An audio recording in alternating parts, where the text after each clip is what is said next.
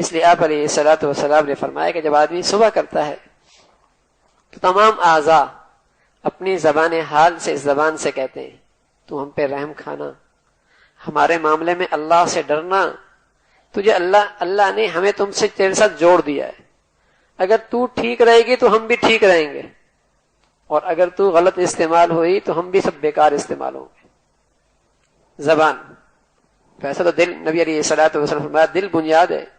لیکن چونکہ دل تو اندر ہے، زبان اس کی ترجمان ہے، اس لیے کہ زبان سے وہی کچھ نکلتا ہے جو دل کے اندر ہوتا ہے۔ یعنی کسی کی اچھائی معلوم کرنا چاہو اندر کی تو زبان دیکھ لو، زبان کا کیسا ہے، یہ کیا بولتا ہے، زبان تو سفیر ہے نا، تو زبان کی گندگی ہی علامت ہے کہ اندر ہی گندا ہے، لیکن ظاہری طور پہ زبان بنیاد ہے،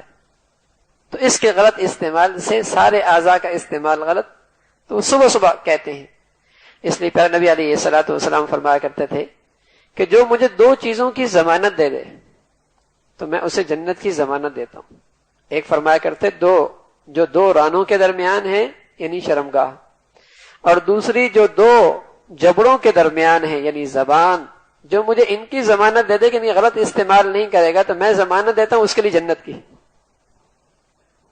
عام طور پہ اسی چیز سے گناہ، انہی چیزوں سے گناہ زیادہ ہوتے ہیں۔ ایک نوجوان آیا، کہنے لگا یا رسول اللہ ما اخوف ما تخاف علیہ، آپ کو میرے بارے میں کس چیز کا زیادہ ڈر ہے؟ فرمایا فاخذ بلسان نفسه وقال هذا، آپ نے زبان پکڑی، فرمایا اس سے مجھے بہت ڈر ہے، یہ غلط استعمال ہوگی، یہ غلط استعمال ہوگی۔